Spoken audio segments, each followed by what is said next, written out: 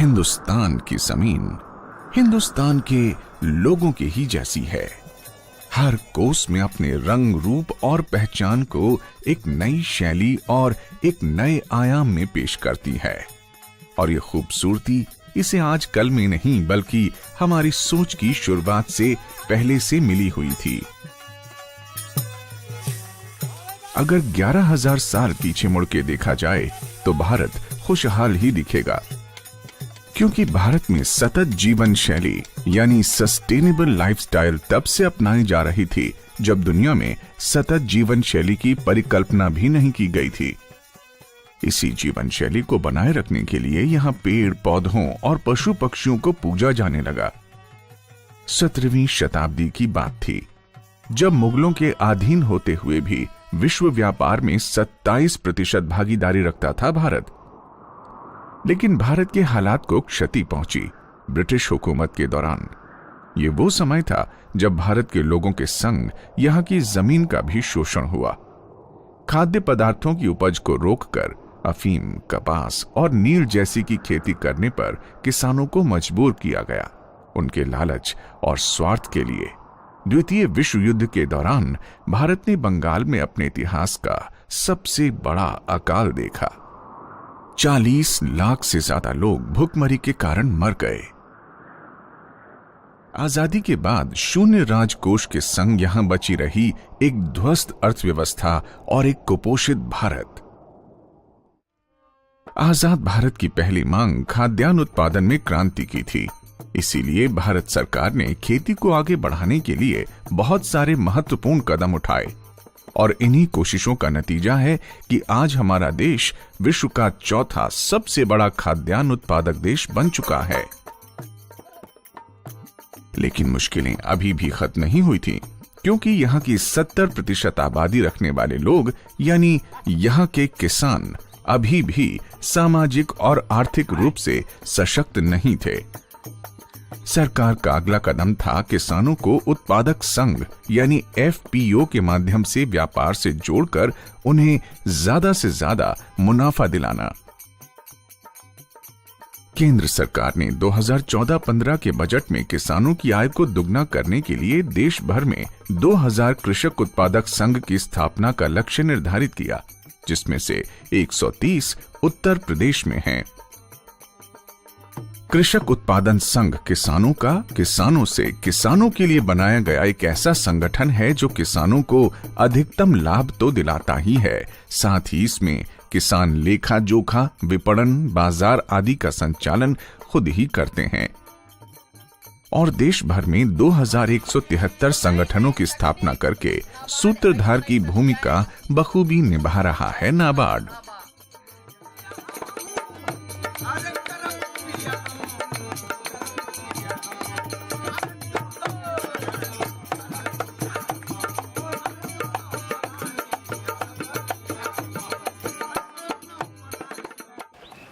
मैं बिंद सब्जी एवं बीज प्रोड्यूसर कंपनी का शेयर होल्डर हूँ। यहाँ से नाबार्ड के थ्रू और इस कंपनी के थ्रू हमें काफ़ी जानकारी मिला, जिसके थ्रू मैंने मटर का प्रोडक्शन किया था। और ये मटर का प्रोडक्शन मेरा अभी पहली बार ऐसा हुआ है जो कि यहाँ से आपके बनारस बाबतपुर से डायरेक्ट दुबई के लिए गया है, और इसके पहले भी किसी का नहीं गया था। जनरली तौर पर सारा किसान 2.5 किलो का बिस्वा बीज डालते हैं, लेकिन ये फाउंडेशन बीज 1 किलो का बिस्वा उन लोगों को डालना पड़ा। और इसका प्रोडक्शन सामान्य तौर पर जो उत्पादन होता है उसका उत्पादन यहाँ पे 8 से 10 कुंटल प्रति बीघे होता है, लेकिन जो ये फाउंडेशन बीज का प्रोडक्शन हुआ उसका उत्पादन 14 कुंटल प्रति बीघा हुआ।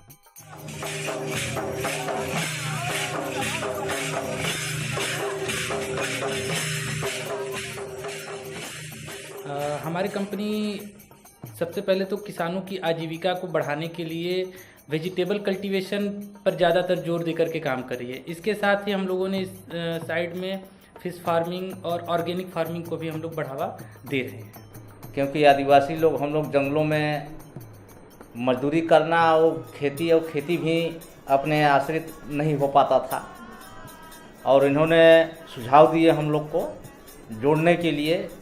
मटर बोए, बैगन, टमाटर, आलू, इस तरह के सब्जियों करना और उस साथ साथ खाद बनाना, अच्छे उत्पादन के साथ किसान लोग हम लोग जुड़े।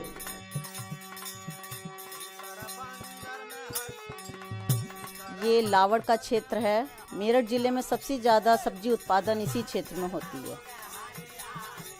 तो संस्था ने जब यहाँ पर भ्रमण किया, सर्वे किया, तो किसानों का एक दर्द सामने आया कि जो भी उनका उत्पादन है वो सभी बिचौलिए ले जाते हैं। दिल्ली यहाँ से सब्जी जाती है तो वास्तविक मूल्य उन्हें नहीं मिल पा रहा था। तो इनका करीब 17 लाख का टर्नओवर था। तो इन्होंने इनपुट सप्लाई का बिजनेस स्टार्ट किया, साथ में इन्होंने एग्रीगेशन भी सब्जियों का स्टार्ट किया था, जिसको इन्होंने डोर टू डोर सप्लाई भी किया, और उससे इनकी किसानों की आमदनी में करीब 20 से 25% की वृद्धि हुई। FPO या फार्मर प्रोड्यूसिंग ऑर्गेनाइजेशन ऐसे उत्पादक संगठन है जहां विकासशील किसान एकजुट होकर एक कंपनी बनाते हैं, जिसमें सरकार, बैंकों और सामाजिक संस्थाओं की सहायता से ये किसान अपने उत्पादन को ज्यादा से ज्यादा बढ़ाने के साथ साथ अपने उत्पादों के विपणन खुद ही करते हैं तथा अपने परिश्रम का अधिकतम लाभ लेने की कोशिश करते हैं। हैं कि आपने देखा होगा कई सारी स्कीम्स हैं सरकार की जिसमें उन्होंने FPOs को ही एक इम्प्लीमेंटिंग एंटिटी के तौर पर रखा है। तो आने वाले समय में तो जितना, क्योंकि FPO क्या है, एक कलेक्टिव एंटिटी है और इसमें कोई इंटरमीडियरी नहीं है।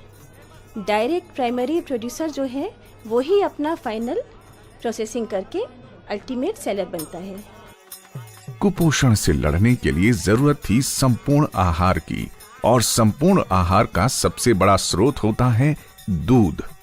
इसीलिए सरकार ने दुग्ध उत्पादन को बढ़ावा देने के लिए कई महत्वपूर्ण कदम उठाए। पर पहले मैं 4-5 भैंसों का धंधा करता था, घर पे रखता था। उसके बाद में गवर्नमेंट की योजना के तहत मैंने इसको 50 भैंसों का फाइनेंस करवाया, और उसके 2 साल 27-28 महीने हो गए मेरे को चलाते हुए इसको। और इसका अच्छा है। सब लोग, मैं, मेरा बेटा और कुछ मेरे बच्चे और भी हैं, उनको साथ रख करके सब काम करता हूँ इसका। और इसका जो दूध उत्पादन होता है उसको मैं मेरी कंपनी है यहीं पास में, उसका दिव्य भूमि एग्री क्रॉप प्रोड्यूसर कंपनी, उसका मैं ये दूध उन्हें देता हूँ। सन 2016 में 27 अक्टूबर को हमने इस कंपनी का गठन किया, जिसमें इस कंपनी के साथ 6 डायरेक्टर्स जुड़े हुए हैं। उन लोगों ने सोचकर किसानों के दूध को इकट्ठा करना स्टार्ट किया, जिससे कि एक प्लांट बनाया गया, मशीनरी सेटअप हुई, जो कि दूध को प्रोसेस करके वैल्यू ऐड करके मिक्स केक के रूप में प्रोडक्ट बनाया गया। ये मेरा ग्रामीण बैंक है आर्याव्रत सैया, वहाँ से इसका फाइनेंस है, और 60 महीने के लिए फाइनेंस हुआ है, जिसका 66,000 रुपये किस्त है। 39,26,000 रुपये फाइनेंस किया हुआ है इसमें। 60 किस्तों में देना है, वो टाइम टू टाइम किस्त दे रहा हूँ मैं। यह हमारे देश के किसानों की कार्यशीलता ही थी जिस कारण भारत आज विश्व का दूसरा सबसे बड़ा दुग्ध उत्पादक देश बन चुका है। शायद ज्यादातर लोग ये नहीं जानते होंगे कि भारत दूध के संग मीट के निर्यात में भी दूसरे स्थान पर है। भारत में मीट को लेकर कई सामाजिक पाबंदियों और विरोधाभास होने के बावजूद यहाँ के किसान सारी चुनौतियों से लड़कर आगे बढ़ रहे हैं। बहुत तरह के रोजगार हैं। देखिए, मैंने तो सूकर पालन चूज करा ना, पूरे उसके अंदर समाज के हिसाब से भी आप जानते हैं कि हमारे हिंदुस्तान की जो सोच है सूकर पालन को लेकर के, तो अगर मैं इस तरह का बिजनेस चूज कर सकता हूं तो व्यापार करने के बहुत ज़्यादा तरीके हैं। देखिए, केंद्रीय सरकार की योजना है कृषक उत्पादक संघ, तो इसमें हमारे उत्तर प्रदेश के अंदर 130 कंपनियां बनाई गई हैं। तो 130 कंपनी में सूकर पालन पे केवल हमारी कंपनी काम करती है। हम लोगों ने जब शुरुआत करी थी उस वक्त 10 ही शेयर धारक थे इस कंपनी के अंदर, लेकिन आज के टाइम पे 450 किसान इस कंपनी के साथ जुड़ के काम कर रहे हैं। यहाँ आई मैंने काम करने के लिए, बच्चा है, बच्चा को पालने के लिए, मेरा घर वाली है ना, इसीलिए मैंने स्वर का काम करने के लिए आया। बच्चा पालने वाला कौन पालेगी, मैं ना पालूंगा कौन पालेगी। 10 परिवारों के लिए बकरियां दी गई थी। उन 10 परिवारों में से मेरी बकरियां 9 बकरियां हैं और 19,000 की हमने बेच चुकी। कुछ पैसे हमने खेती में लगा दे और कुछ पैसे हमने अपनी दुकान में लगा दिए। और एक पड़ोस में है, उनने बकरियां बेची तो उनने आधा किलो अपने लिए चांदी खरीदी। जीवन स्तर में इनका उद्धार हुआ है। पहले लोग जो घर से बाहर नहीं निकलते थे, आज वो अपनी बात जाके मुख्यालय पर कह पा रहे हैं। इनके बच्चे आजकल स्कूल में पढ़ रहे हैं। जैसे बूंद बूंद शहद को इकट्ठा करने में मधुमक्खियां दिन रात मेहनत करती हैं, भारत के किसान बिल्कुल इन मधुमक्खियों जैसे ही हैं। एकाग्रता और मेहनत से जीवन की मिठास को संजोते हैं। विकल्प हनी जो है ये शहद पे केवल अभी काम कर रही है और रॉ हनी खरीद करके प्रोसेस करके पैकिंग करके मार्केट में सप्लाई का काम कर रही है। इसके कंपनी की शुरुआत तो 2015 में हुई, लेकिन इसके बीज जो थे सन 2010 में ही बोए जा चुके थे, जबकि कोलवा क्षेत्र के कुछ किसानों ने नाबार्ड के कृषक क्लब प्रोग्राम के अंतर्गत एक किसान क्लब, सरस्वती किसान क्लब की स्थापना की। हमारी कंपनी में 60 किसान हैं। 60 किसान बी कीपर्स हैं। किसी किसान के पास 200 बाग्स हैं, किसी के पास 500 है, किसी के पास इससे भी ज़्यादा है। तो हमारे पास रॉ हनी बहुत है। ये किसान काफ़ी उत्साहित थे और इन्होंने अपने ही प्रयासों से बैंक से लोन लेकर, अपने संसाधनों से और नेशनल हॉर्टिकल्चर मिशन के अंतर्गत दी जाने वाली सहायता के आधार पर इन लोगों ने अपना कार्य शुरू किया। फ्लावर के हिसाब से हनी है, तुलसी, मस्टर्ड, मल्टी फ्लोरा। अभी तक पूरे भारत में ये हनी के नाम से हनी मिलता है, लेकिन हम लोगों ने फ्लावर के हिसाब से हनी ब्रांडिंग किया है। अब आजादी को 70 साल से ज्यादा हो चुके हैं। भारत के किसान भी नई तकनीक से जुड़ नई पद्धति से खेती करने लगे हैं। ये किसान अब जीएम बीजों और केमिकल फर्टिलाइजर से आगे बढ़कर आधुनिक पद्धतियों के साथ भारत की प्राचीन शैलियों को दोबारा अपनाकर फिर से सतत विकास की ओर बढ़ रहे हैं। मैं डॉक्टर विनय प्रकाश यादव, प्रगति ग्राम फ्रेश प्रोड्यूसर कंपनी के डायरेक्टर हैं और इससे जुड़ करके हम लोग ऑर्गेनिक फार्मिंग कर रहे हैं। इसे कंपनी में 500 शेयर होल्डर जुड़े हैं, जो कि एक शेयर होल्डर आधे एकड़ में ऑर्गेनिक फार्मिंग कर रहा है।